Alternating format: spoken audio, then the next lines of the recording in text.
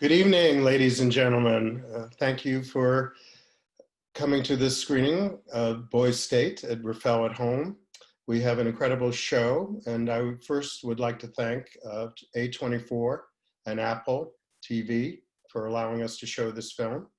I want to remind you as well that you can put in your questions at any time in the little box at the bottom of your screen, and we'll try to get to as many of them as possible. But now it's my pleasure to introduce the directors of Boys State. I'd like to introduce to you Jesse Moss and Amanda McBaine. Good evening, how are you? Hi, Mark, how are you? I'm fine, thank you. Congratulations on winning the Grand Jury Prize at Sundance for Best Documentary.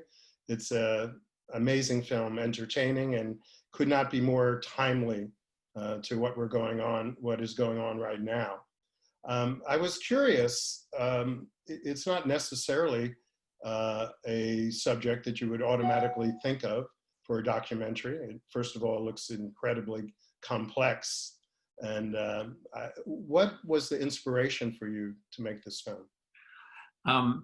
I think we, like many Americans, were struggling to understand, and are still, the political divisions in our country, this moment of paralysis that we find ourselves in, where people really cannot engage.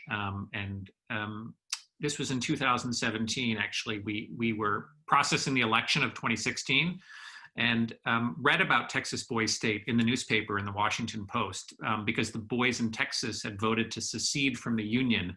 And this act, this playful gesture, this provocative gesture got the attention of a lot of people, including us. And it was really the first we learned about the program. I think we knew about it kind of abstractly, but I think what we recognized was that this is actually quite an unusual space in American life, that you have young people of very different politics getting together and actually trying to talk to each other. And we thought, what an interesting prism potentially to engage questions we had about democracy, about political polarization. So the fact that there would be 1,100 young 17-year-old boys there, full of hormones and energy, didn't scare you away, obviously. I think in all of our films, it's often true that the spaces that are kind of seem like they're going to be the most uncomfortable end up being kind of the most interesting. And we went with a certain amount of preconceived notions about what we're going to find. Is this going to be a full-on Lord of the Flies scenario? And I think we did find some of that. And then to our surprise, found a lot of other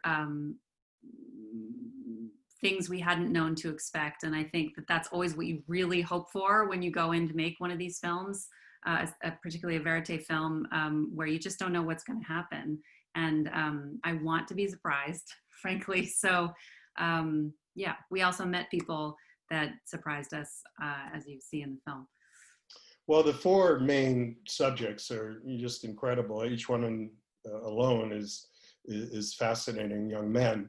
But you have 1,100 young men there. How did you go about kind of whittling this down? It's a week event, is my understanding, right? Yep. So Yeah. There must have been a lot of pre-production here, and what led to the selection? There was far more time in pre-production casting the film than there was in production, and that's that inversion of what we usually expect.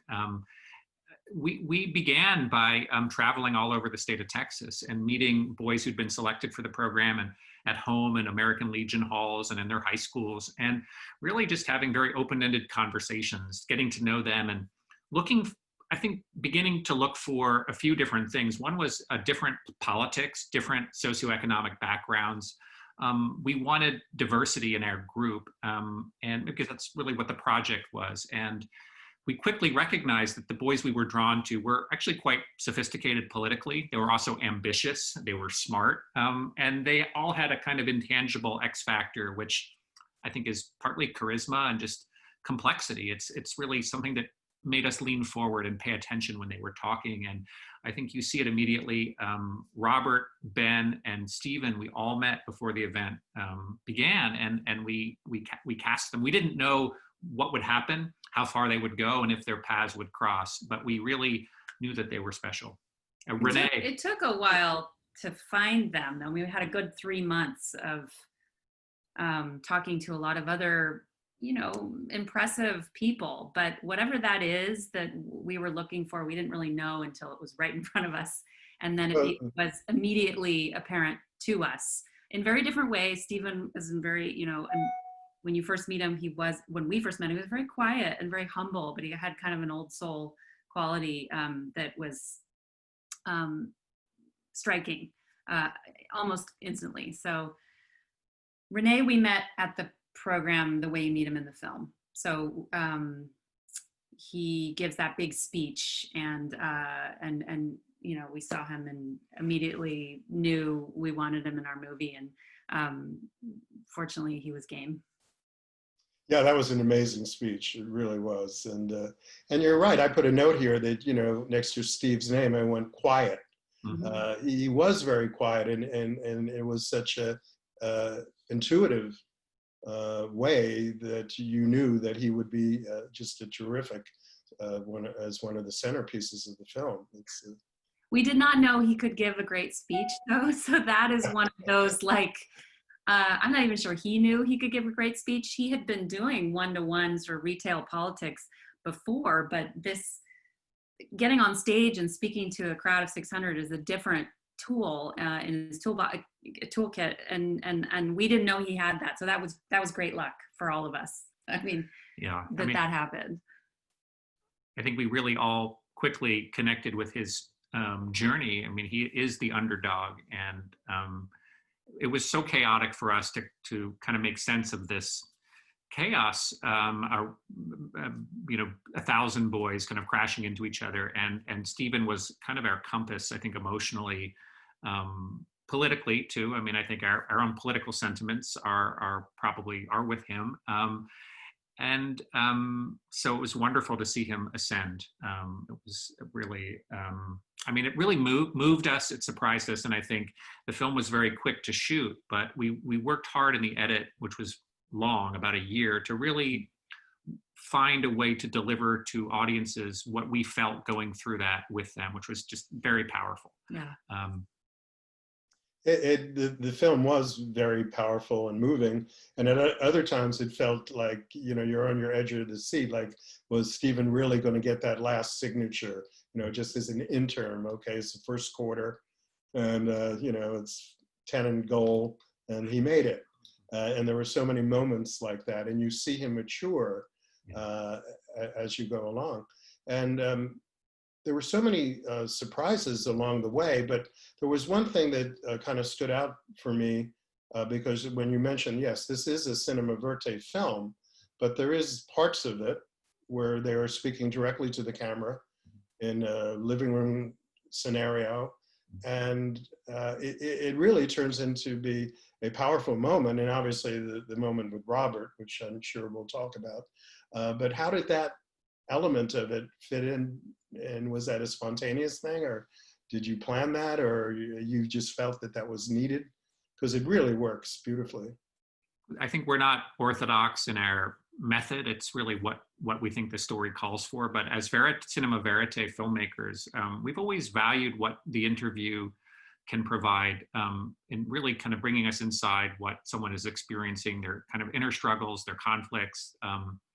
And it's, I think, a tool that is, I think, almost novelistic and just kind of letting us in. And particularly in an experience like Boys State, where it's so performative, they're sort of how they're acting on stage, and like Robert presenting himself to other boys. And then we hear from him at that kind of critical point in the movie that actually he's not being kind of honest about his politics, and that confession.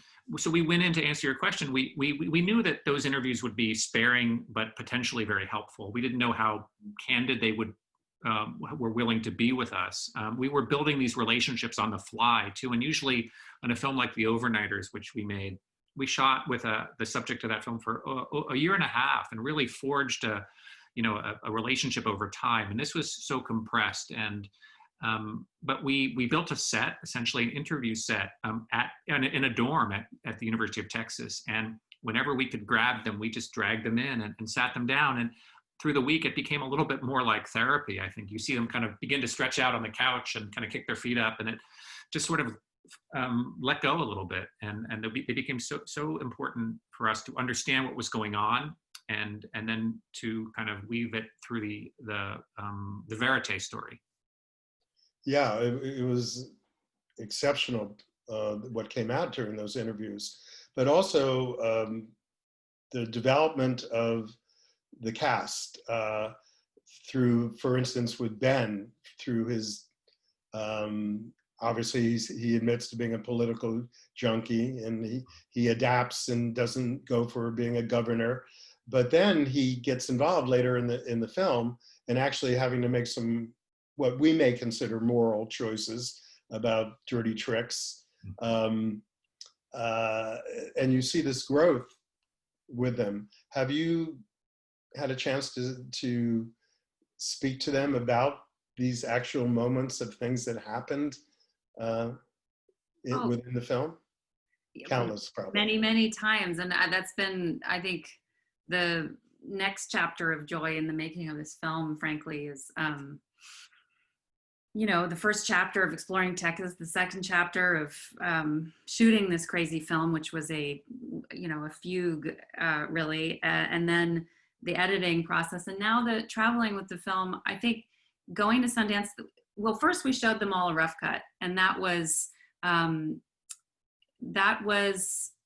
amazing, particularly with Ben, because he, I think, had no idea what to expect and really had not seen any of the other parties' inner workings, right? So they're really, his party was doing their thing until the end where they merged on the final day. So to see the other side, I think, was really a revelation for him. And to see the humanized version of the other side was really a revelation. And anyway, he gave us 2 pages of notes, which were, very sophisticated. And, but, he likes to say that, it was like he was kind of expecting to see the Ben Feinstein, like, what was it? Like, what does he call it?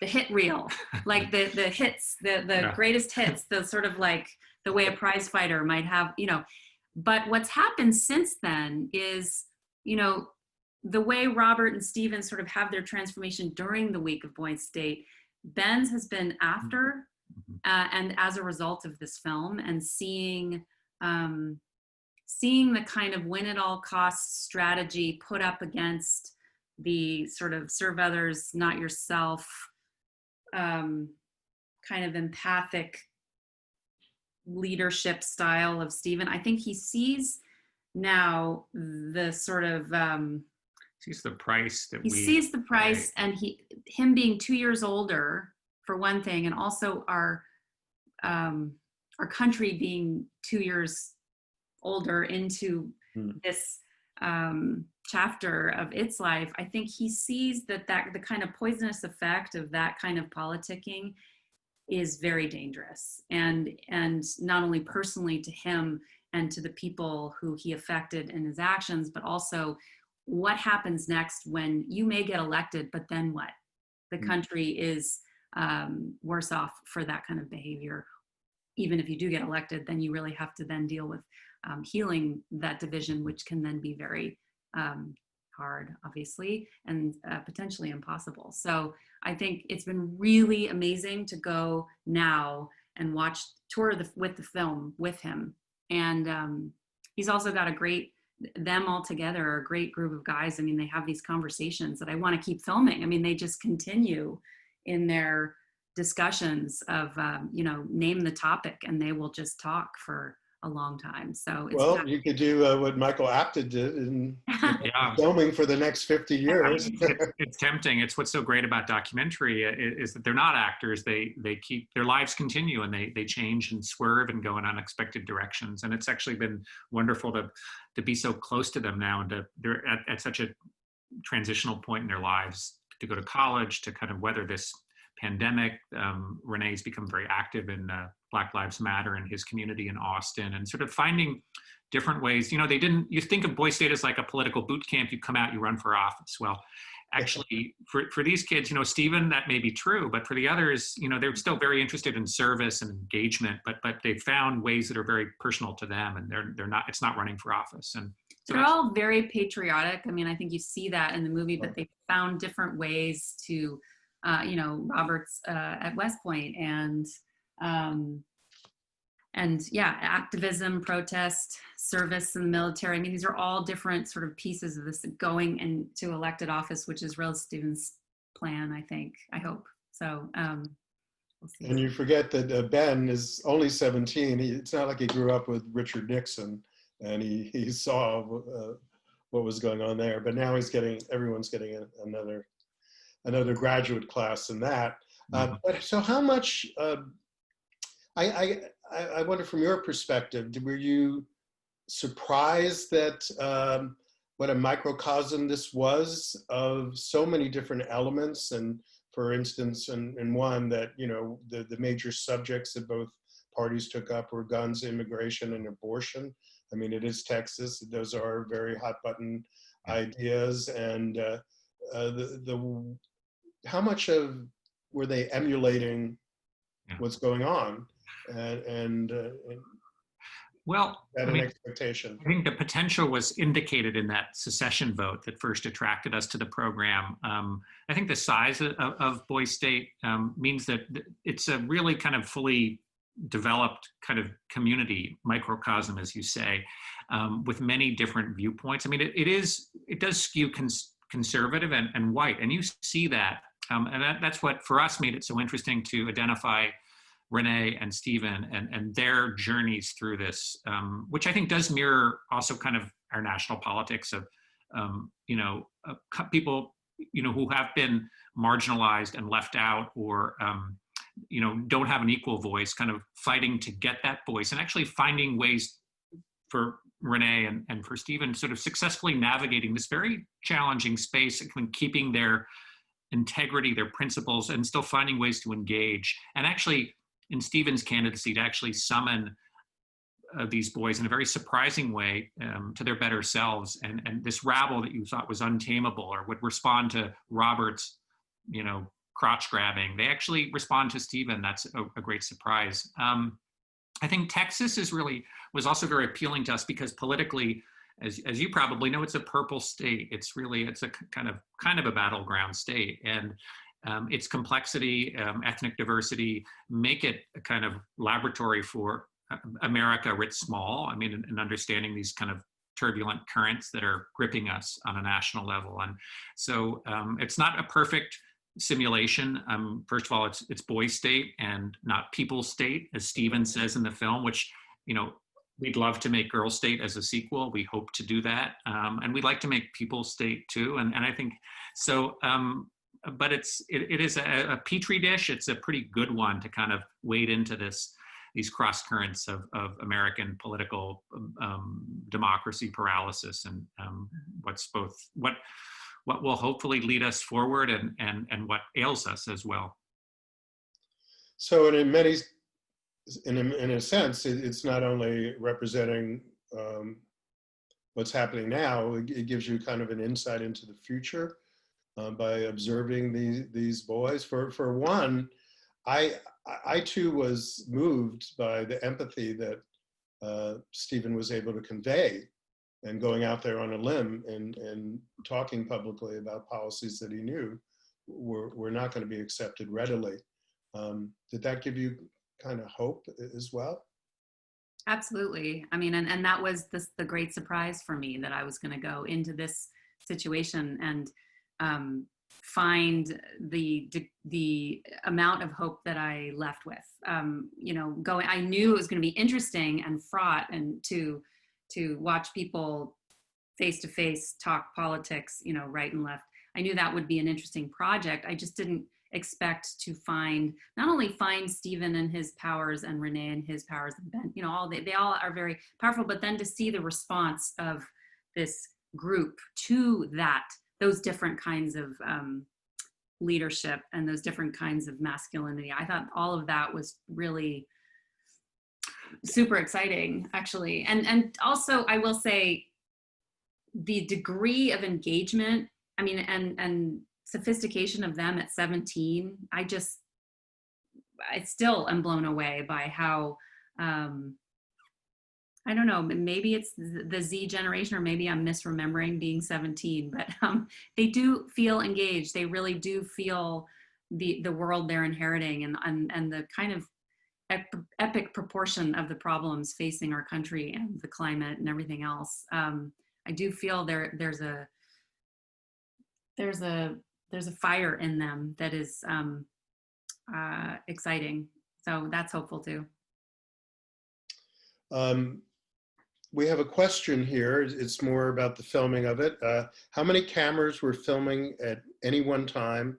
Is it difficult to predict who will be the main protagonist? We covered that in the beginning at the onset of filming. But you mentioned on your other films of the length of time you spend filming, probably with a very small crew. What did it entail? Yeah. One? Yeah, I mean, the overnighters we made together, but I shot in the field by myself, and there was no crew. This film had a crew of 28.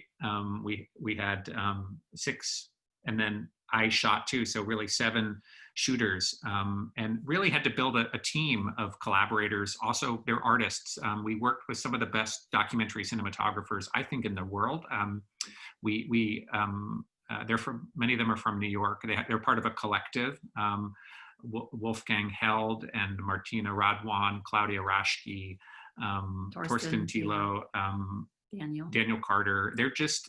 It was a kind of leap of faith and a challenge for me to surrender a little bit of ego as a cinematographer director to a team, but it was really the only way to achieve the objective of tracking all of these boys. And to answer the other part of that question, we just had to kind of bet the farm on who we picked, and we got lucky that they, we knew, as we talked about, that they could do well. They had the skill set, but there's also luck, and then being in the right place, which is documentary, and having the team to capture it, and really also working hard on, we set a very particular look for the film that we tried to achieve, and the aspect ratio in the lens that we used, it's the same lens that every cinematographer used. The actually f-stop across all of the camera operators was the same, to really kind of give, hopefully, a cohesion to a film that had so many kind of disparate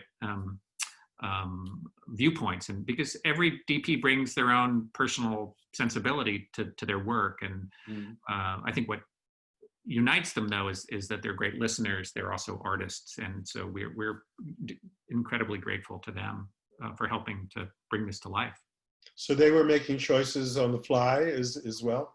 Yeah, because we're only 2 people, and we've got 4 characters and then secondary characters and other events happening. So we could only be in 2 places at once, and so that's just a lot of trusting them to. A great leap of faith from the inception on everything. That's it's great when your instincts are so right on. Let's see, we have another question here. It was incredibly moving to hear Stephen's conversation with his mother after losing the election. That was moving. I shouldn't editorialize these questions, though. Did you ever get a chance to speak to his mom? And if so, can you share some of her perspective on what Stephen was doing? Stephen's mom came with Stephen to Sundance, to the premiere, and Florencia Salazar. Yeah. And that experience for them, she's an extraordinary lady, and I think there was a moment at the premiere when Stephen came on stage, as did the cast, and we were giving anyway, he gave a shout out to his mom, and the entire audience stood up and gave her a standing ovation. It was just one of those,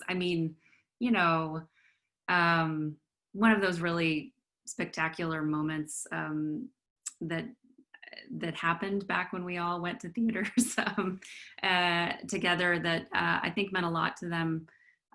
She's so proud of him, and I think there's a reason that he is who he is, for sure, having met her, and I know that she supports is supports him in all of his political passions.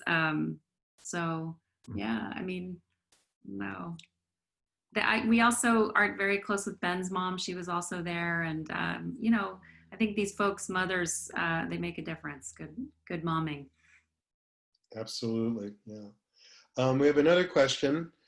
Great film. It was very informative. How much footage did you gather before the first edit? And if it took you a year, I would imagine quite a bit. Yeah, you know, we had a mountain of footage. If I had to quantify it, I'd say 350 hours or so, which is both a lot and a little. I think that what was challenging is that we knew the story, we knew who won, we knew who lost, we knew who our main characters were, we knew the kind of the trajectory of the plot, right? But it still took us a long time to kind of find the balance, the rhythm, the emotion. Those things just took a lot of wrong turns, as they do. I mean, that writing process really satisfying. It's sometimes frustrating, but we have a very close relationship with our editor Jeff Gilbert, who also edited the Overnighters, and so we're sort of used to kind of getting in there all together and writing the film. And I wish it didn't take so long. I wish it was easier. It never is. You think that, you get a little more experienced and you kind of know how to do things. And I just think there's you call it a kind of a distillation, almost like a bouillon cube. It's just, you have to kind of really wrestle with the material to find, and some of those discoveries, like we talked about the interviews we did, and so something that someone's like Stephen said in an interview, when you read it in the second month of editing, it means something totally different when you come back to it in month 11 of the edit, and you're like, you suddenly understand something about, what he's saying or what it means in the story you're trying to tell. And I think that there's no shortcut to that clarity of theme and character, I think, that emerges over that process. I want to talk a little bit more about the young men and some of those other points we mentioned in relationship to where they are now. And what was incredible is how you saw this growth and the empathy come out. And we talked a little bit about Robert when he divulges that he's pro-choice. So what is he doing now? Because when you first meet him, you think, well, this is your normal jock here, maybe a little bit of a bubblehead, and he's quite the contrary. What is he doing now? And as you mentioned, that these are not just incredible, smart, articulate young men, they're complicated as well. And he seems to be, that seems to be true for him as well. Robert right now is at West Point and he just went back for training in person this summer, and will be a sophomore after that. Or is this training part of his sophomore year? I don't know, but he's deep in it. His hair's, he's got a high and tight, and he's like, he's all buttoned up. When we first met him, speaking of hair, I mean, he kind of descended a staircase and in his family's, with this sort of floppy, moppy head of hair and kind of this swagger. And we just thought, okay, that's like a Richard Linklater movie, like already. But there it is. There's my preconception of what I think. And then he sat down and he started talking. He'd been a page in the Senate for some Republican, and the stuff he was saying, I mean, it was really from the heart and pretty smart. And I don't know, suddenly he just kept, he sort of kept, the dimensions to him kept getting revealed, and we just kept wanting to hang out with him. And so I knew he was going to do something we weren't going to expect. I just didn't quite realize the full, the full. Yeah, I mean, it's remarkable to see his confession, and also remarkable to see his acknowledgement that Stephen is really the better candidate, the more principled person in this event, and to come and to support him. I mean, I think Robert really comes to know himself in a deep way in this journey, and that was a surprise to us, because when the guy who showed us his cowboy boots and talked about trading Bitcoin, we did, even though he was clearly he is very smart and sophisticated. I mean, it was also that kind of swagger, which, and you assume those are all parts of who he Yeah, is, you know, and yeah. I think his affection for Stephen was Yeah. definitely something we felt and still feel. I mean, they're still pretty close. So Yeah. it's, I mean, all these guys, they have a lot that interests me. And the same for, you know, a lot of this is about, you know, morality and compromise and growth. And you see the characters sometimes going from quiet to confident or vice versa. In the case of Renee, he went through some shit, pardon the expression, but in terms of his confidence from the initial speech and then being, you know, threatened to be impeached. Is he still interested in politics, and how did he come out of this? Was there a transformation with him? Or maybe that's not fair to say at a young age where everybody's still finding themselves. I know I am, but Me too. yeah. I think he says some of it in the film. I mean, I think he really did come to the camp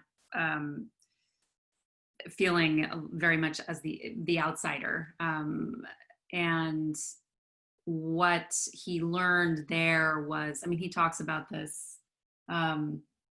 was that perspective, I mean, listening to the other side was actually sort of what he says, this is what every liberal needs, right? Like, to not listen or not acknowledge the other side doesn't mean that other side's going anywhere.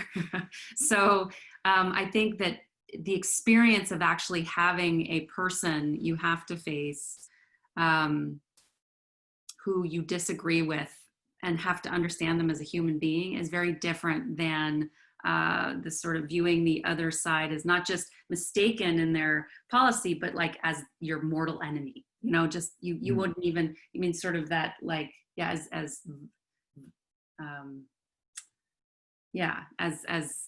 a monster, right? And so I think for him, though, this week solidified a